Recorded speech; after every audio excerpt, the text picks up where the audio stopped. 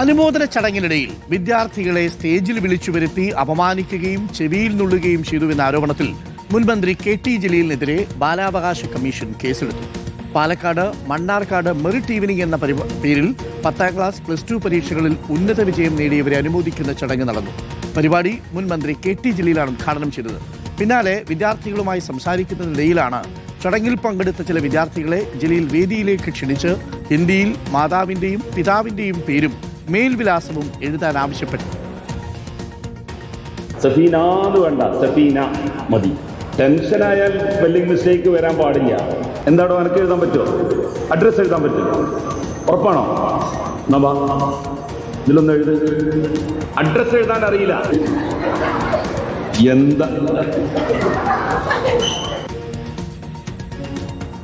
എന്നാൽ ജലീൽ വിദ്യാർത്ഥികളെ അപമാനിച്ചു എന്ന് കാട്ടി MSF രംഗത്തെത്തി. ജലീൽ ജാഗ്രത പുലർത്തണമായിരുന്നുവെന്ന് വിദ്യാഭ്യാസ മന്ത്രി പ്രതികരിച്ചു. അതിൽ ജലീൽ കുറെ കൂടി ഒരു ജാഗ്രത പുലർത്തണമായിരുന്നു. സാമൂഹ്യ പ്രശ്നങ്ങൾ ചർച്ച ചെയ്യുമ്പോൾ അതിന് നമ്മൾ കുട്ടികളെ അതിൽ ഒരു ഉപകരണമാക്കുക അല്ലെങ്കിൽ കരുവാക്കുക എന്നുള്ളത് ശരിയല്ല. ആ കുട്ടികൾ വിഷ്വലൈസ് ചെയ്യപ്പെട്ടു, ആ കുട്ടികളെ ലോകം മുഴുവനും കണ്ടു. ആ പ്രവൃത്തി ആ കുട്ടികൾക്ക് വളരെ പ്രയാസം ഉണ്ടാക്കിയിട്ടുണ്ടാവും എന്നുള്ള കാര്യത്തിൽ തർക്കമില്ല. അപ്പോൾ അതുകൊണ്ട് തന്നെ അത് ഒരു ശരിയായ രീതി ആയില്ല എന്ന അഭിപ്രായം എനിക്കുണ്ട്. കുട്ടികളുടെ പിഴവുകൾ തമാശ രൂപേണ അവരോട് സംസാരിച്ചു തന്നെ തിരുത്തുക മാത്രമാണ് ചെയ്തതെന്നും ആരെയും ശിക്ഷിച്ചിട്ടില്ലെന്നും കെ.ടി. ജലീൽ ഫേസ്ബുക്കിലൂടെ മറുപടി നൽകി. ഇതിനിടെ കെ.ടി. ജലീൽ അപമാനിച്ചിട്ടില്ലെന്നും തെറ്റുകൾ തിരുത്തി നൽകുക മാത്രമാണ് ചെയ്തതെന്നും അനുമോദന ചടങ്ങിൽ പങ്കെടുത്ത വിദ്യാർത്ഥികളും പറഞ്ഞു. ഇന്നലെ ഞങ്ങളുടെ വാർഡിൻ്റെ നഗരസഭയിലെ അനുമോദന ചടങ്ങിൽ ഞാൻ പോയിട്ടുണ്ടായിരുന്നു. കെ.ടി. ജലീൽ സാറായിരുന്നു വന്നത്. ഹിന്ദിയിൽ എത്ര A+ ഉണ്ടെന്ന് ചോദിച്ച് സ്റ്റേജിൽ വിളിച്ച് പേരൊക്കെ എഴുതിപ്പിച്ചു. ചെറിയ അക്ഷരത്തൊക്കെ ഉണ്ടായിരുന്നു. സ്കൂളിലെ അധ്യാപകൻ ചെയ്യുന്ന പോലെ ചെവിയിൽ ജസ്റ്റ് ഒന്ന് പിടിച്ചതേ ഉള്ളൂ. വളരെ കുഴപ്പമൊന്നും അതിൽ ഉണ്ടായിട്ടില്ല. സ്റ്റേജിക്ക് വിളിച്ചു, അതായത് ഹിന്ദിയിൽ A+ കിട്ടിയ കുട്ടികളുണ്ടോ എന്ന് ചോദിച്ചിട്ട്. അപ്പം ഞാൻ എണീറ്റു. അപ്പം എന്നോട് പറഞ്ഞു, ഇങ്ങോട്ട് വായോ, ഹിന്ദിയിൽ പാരൻസിൻ്റെ പേരും അഡ്രസ്സും ഒന്ന് ഹിന്ദിയിൽ എഴുതി കാണിച്ചായോ പറഞ്ഞു. അവിടെ പോയി ഞങ്ങൾ എഴുതി കാണിച്ചു കൊടുത്തു. അതിലുള്ള തെറ്റുകൾ ഞങ്ങൾക്ക് തിരുത്തി തന്നു. അതൊരു അപമാനമല്ലല്ലോ. ഇക്ബാൽ അവിടെ കൂടുതൽ വിവരങ്ങളുമായി. ഇക്ബാൽ, ആ കുട്ടികൾ പറയുന്നു അത് തെറ്റ് തിരുത്തുകയാണ് ചെയ്തത്, അതിനകത്ത് ഞങ്ങൾക്ക് വലിയ അപമാനമൊന്നും തോന്നുന്നില്ല എന്ന് പറഞ്ഞെടുത്ത് കഴിയേണ്ട കാര്യങ്ങൾ.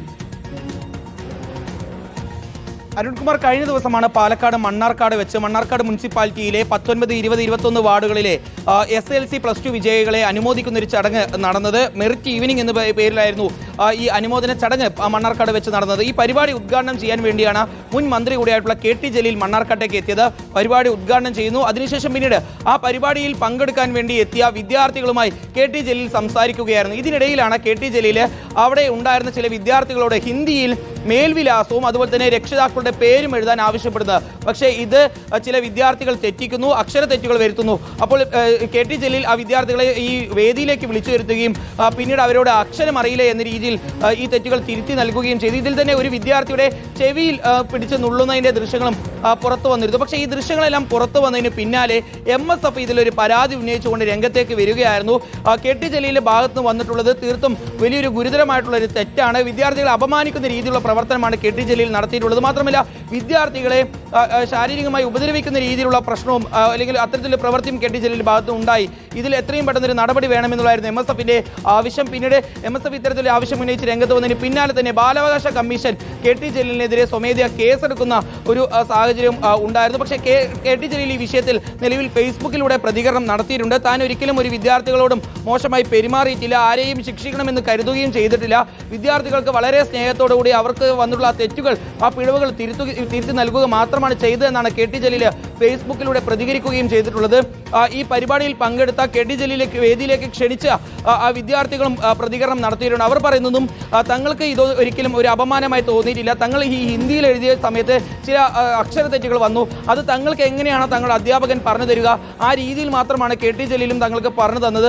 അതല്ലാതെ ഇതൊരു വിവാദമാക്കുന്നത് ശരിയല്ല എന്ന പ്രതികരണമാണ് ഈ വിദ്യാർത്ഥികൾ നടത്തിയിട്ടുള്ളത്. പക്ഷേ ഈ വിഷയം വളരെ ഗൗരവത്തോടു കൂടി കാണണം എന്നുള്ളതാണ് മന്ത്രി ബിന്ദു കൃഷ്ണ ഉൾപ്പെടെയുള്ള ആളുകൾ പ്രതികരിക്കുകയും ചെയ്തിട്ടുള്ളത്. മാത്രമല്ല മാത്രമല്ല MSF ഉൾപ്പെടെയുള്ള സംഘടനകൾ KT ജലീലിനെതിരെ പ്രതിഷേധത്തിന് ഇറങ്ങുകയും ചെയ്തിട്ടുണ്ട്.